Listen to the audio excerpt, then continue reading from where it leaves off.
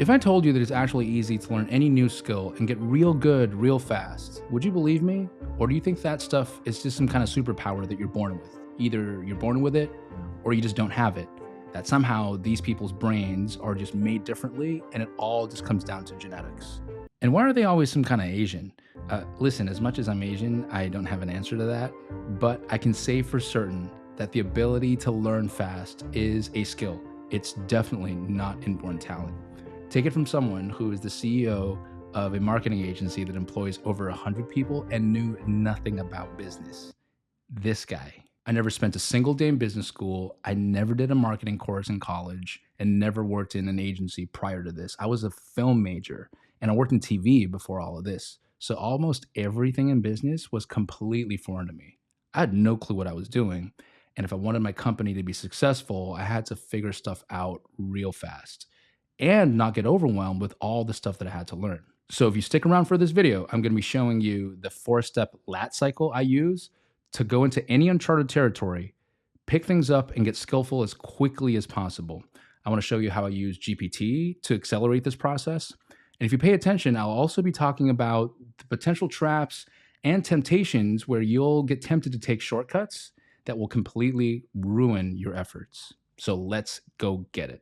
Before we begin, I want to be super clear though. This is about outcomes-driven learning. If I can apply it, then I've successfully learned. Anything less, we've just consumed information. In other words, what we're talking about here is learning to improve our performance, better our output, and get better outcomes. We're not learning here to feel smarter or to just regurgitate facts. So when I first started my agency, I felt like I had to learn everything just to be good enough to run my company properly. So I tried doing exactly that, trying to learn it all at the same time. It was super overwhelming and I just ended up being burnt out, but also at the same time, very frustrated because I thought, what the heck is wrong with me? Then I was introduced to this concept called just-in-time learning. So instead of learning because I felt like I had to, I learned based on the challenge is just right around the corner, which makes things so much more real and primes my brain in a completely different way. The best example I can give here, the best analogy, I guess, is it's just like expectant parents learning how to take care of their baby, whether that's reading the books or watching YouTube videos, etc. It doesn't quite stick around the learnings when there's no baby on the horizon. Makes sense, right? Like once there's a baby coming, the learning has a purpose and a very real timeline. So the first question when it comes to just-in-time learning is, what's the baby? Where is that very real timeline? The first baby for us also happens to be the first step of this cycle, learning how to learn.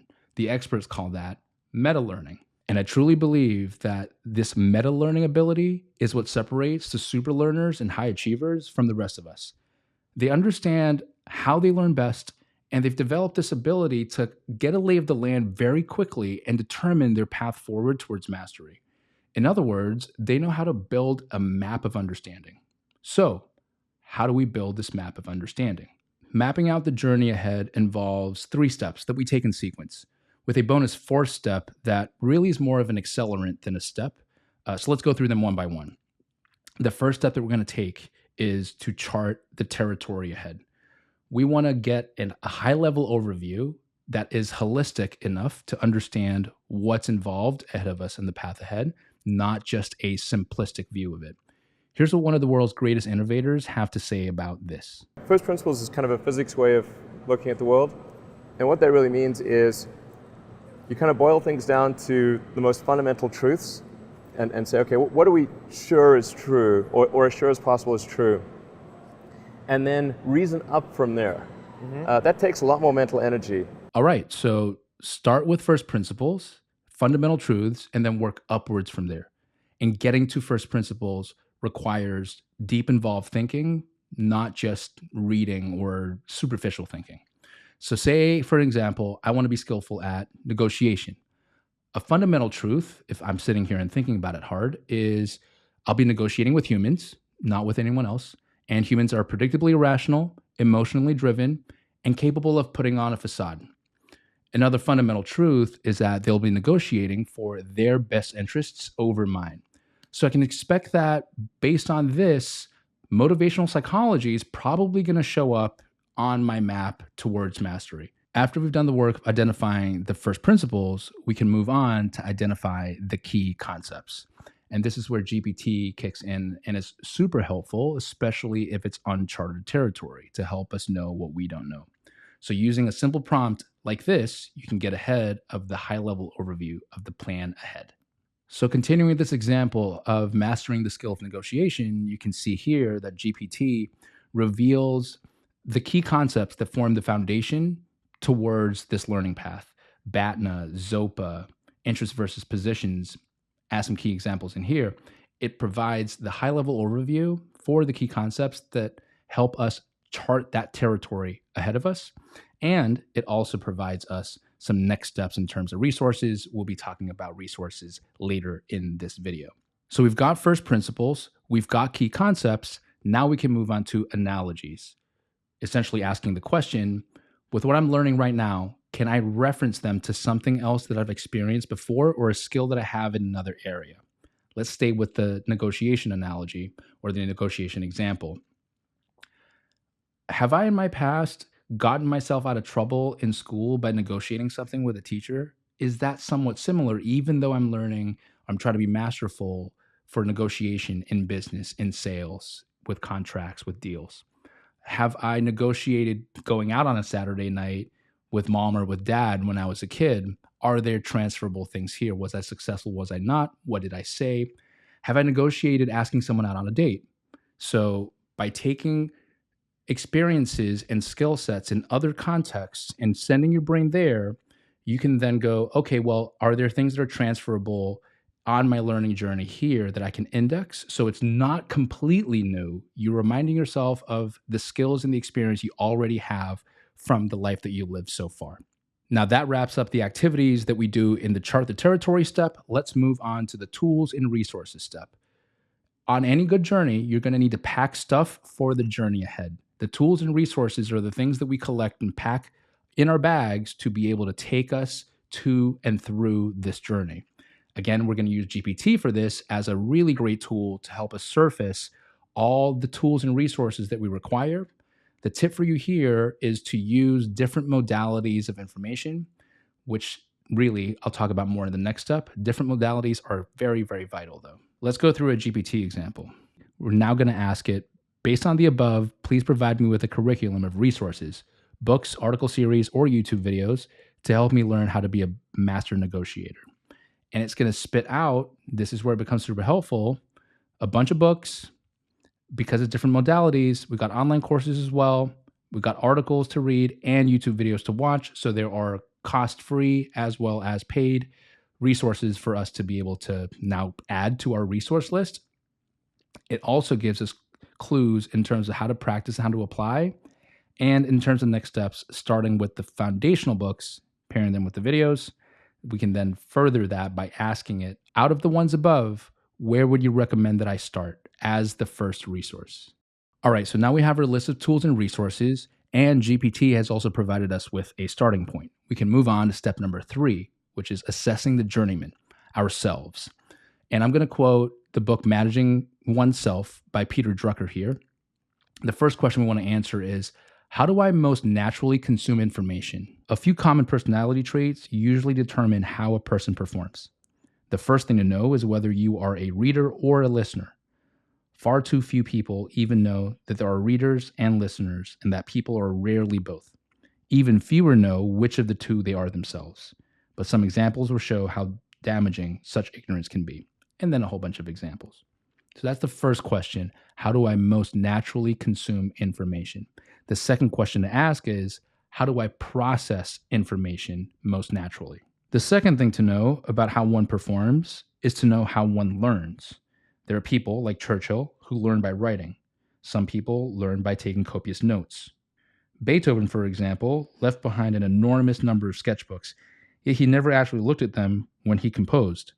Asked why he kept them, he reported to have replied, if I don't write it down immediately, I'll forget it right away.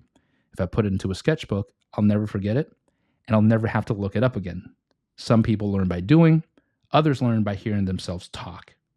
Finding your unique answer to those two questions is going to take you so far with your ability to learn how to learn.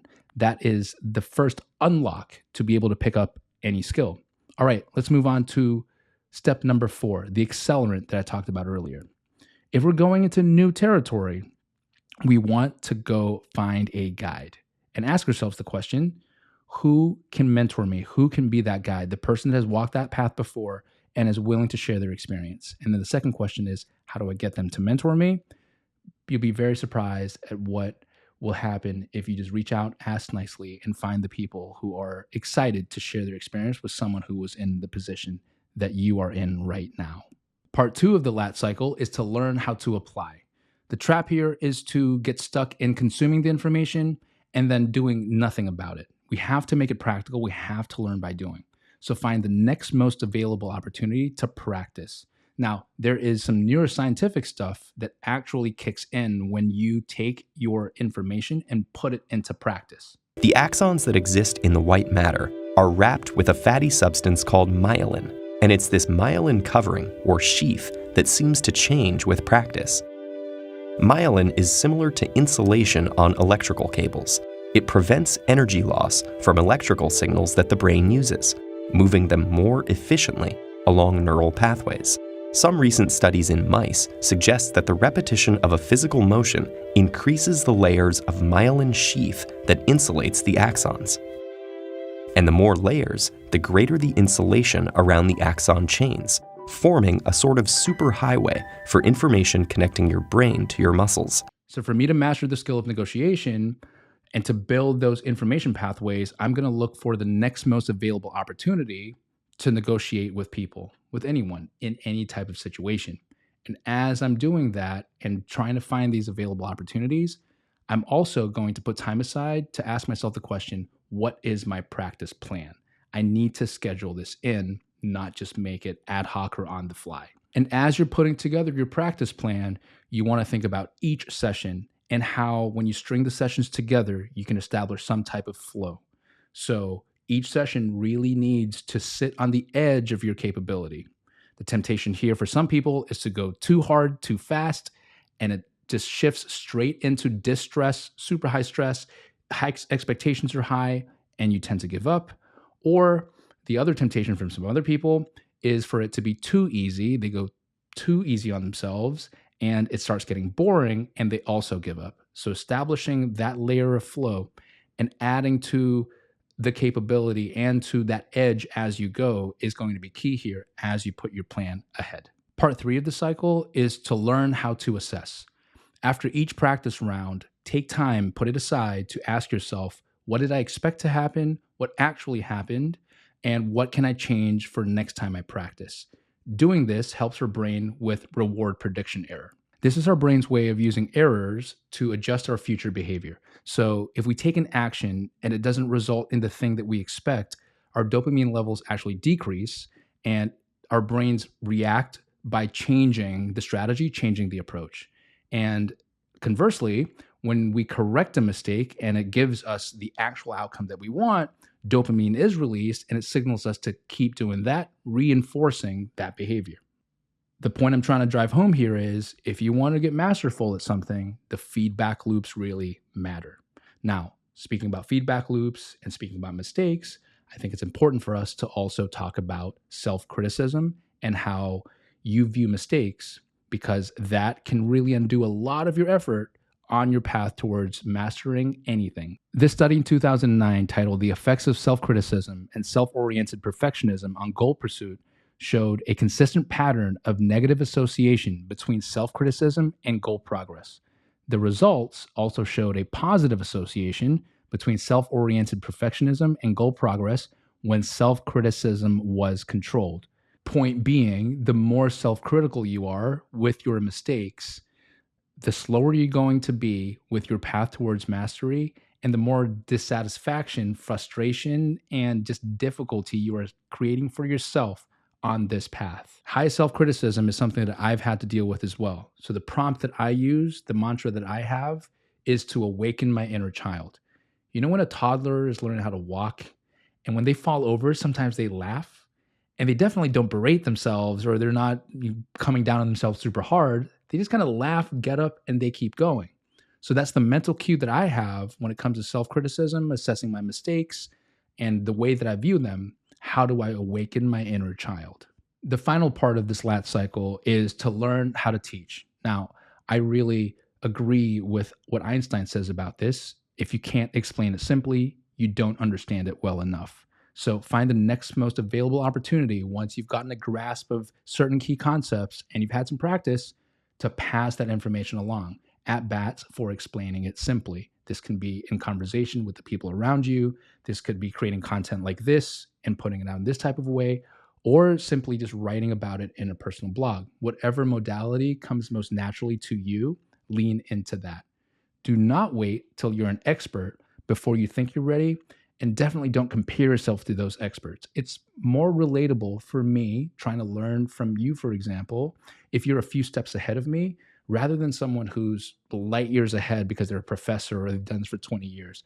The relatability is so important, right? Now, speaking about comparing yourself, you might like this video here where I talk about how comparing yourself can do some really horrible things to your brain and what to do about it. And finally, if you want to steal my Learning Path Notion template that I've created for you, I've left a link in the description down below. All right, I'll see you in the next one. I hope this was helpful.